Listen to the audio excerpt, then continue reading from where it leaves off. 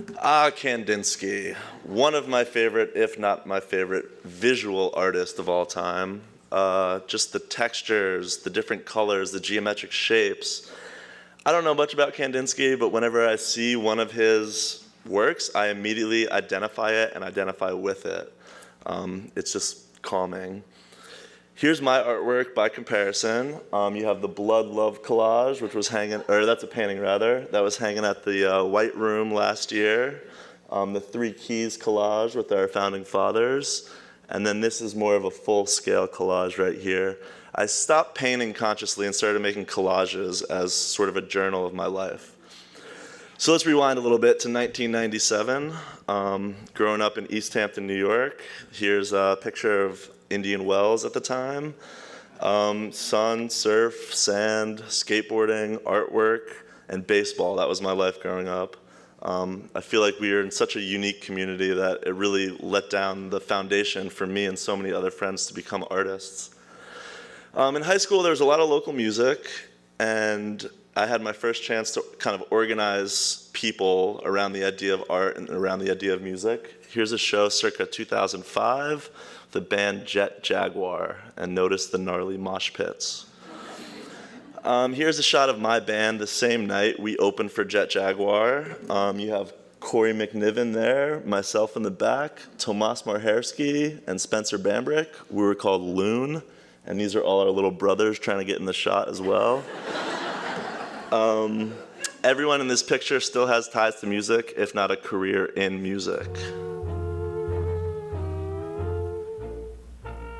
So I had the choice to go to film school or music school rather, and I chose the film route. Here's a short from the Savannah College of Art and Design. I stayed away from actors and mostly did animations.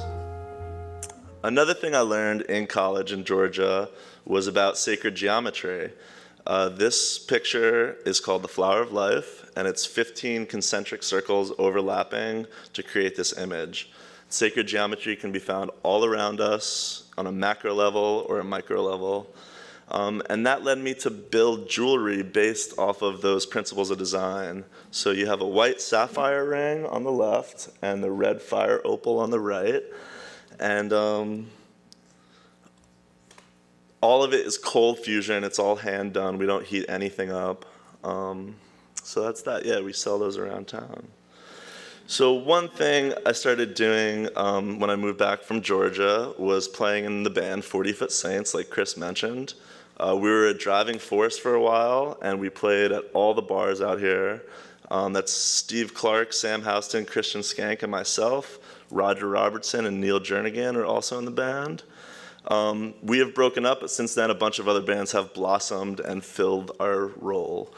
So this is the Lantern Sound recording rig. Playing in 40 Foot Saints led me there. It's run by Mick Hargraves. It is a mobile studio. Right now it has roots in Manorville, New York.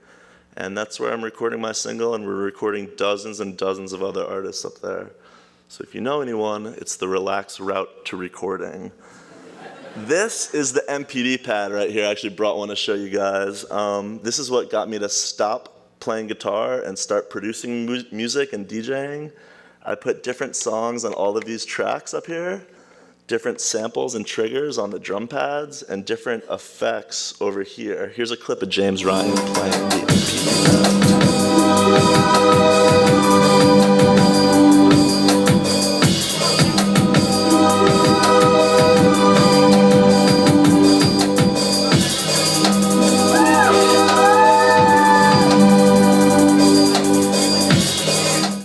Each hit is a different trigger, if you didn't get that. So that clip was taken at Neoteric Fine Art in Amagansett, founded by Scott Bludorn, if he's still in the audience. He might have left now. Me on the right selling tickets to the Silent Disco, which was a DJ-based event. Alex McHugh's painting Frank, which I own, in the middle. And Mike Solomon with his surfboard show on the left.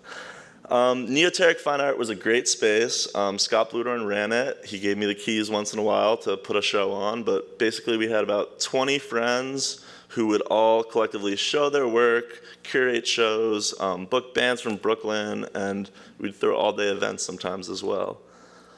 So before working at the Parish Art Museum, I was working in the film industry. I got to work with Christopher Walken and Amber Heard and Jill Zarin and Ina Garten and on lots of documentaries and reality TV shows.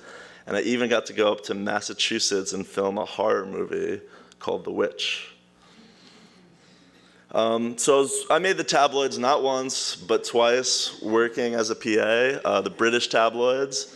I was supposed to deliver flowers for Johnny Depp on behalf of Johnny Depp to his then fiancée, Amber Heard.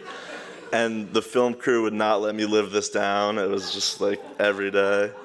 So reading some of the comments online is really funny for that. And then I started working here at the Parish Art Museum.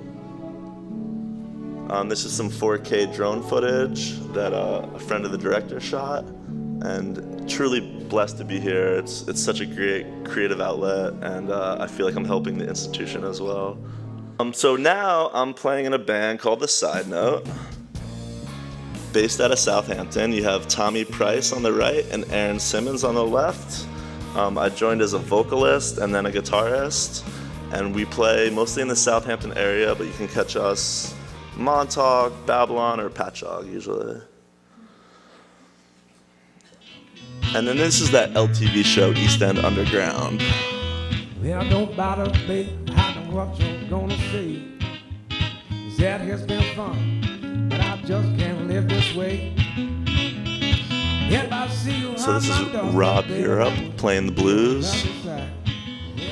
It's what he does best. So that's about it, guys. My name's Jody Gambino. This is, yeah, thanks, guys. Appreciate it.